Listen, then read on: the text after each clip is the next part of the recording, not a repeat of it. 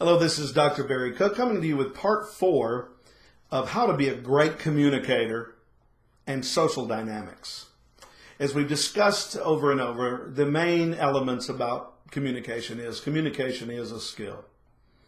All communication, the better communicators have better skills because a person with the most conversation skills has the advantage because they have the most options. So we also understand and have learned in these last several series that our ego can be the biggest obstacle to quality communication and which can also cause us not to discern the social dynamics within a situation in order to make sure that the conversation is correct and right.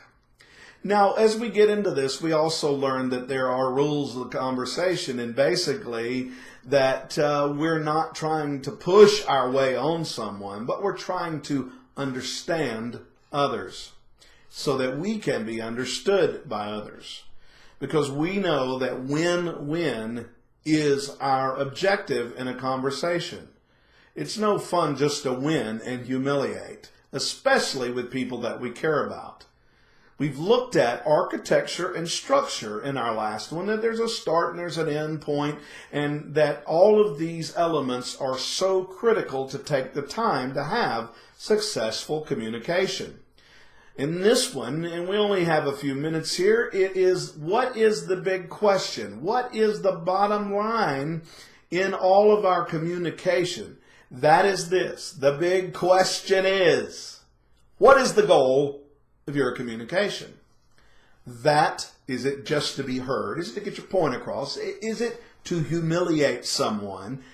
We have to slow down and ask ourselves that question before we trigger our mouths to start running, or most likely we're going to shipwreck our conversation.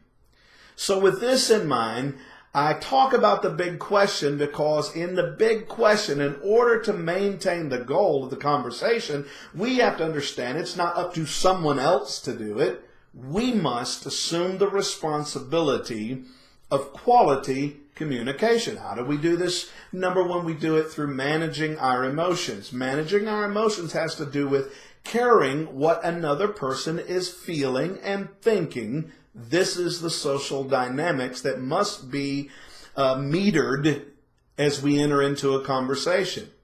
Also, understanding what the goal is helps us to communicate around the various things that come up, but still hit the mark with our communication.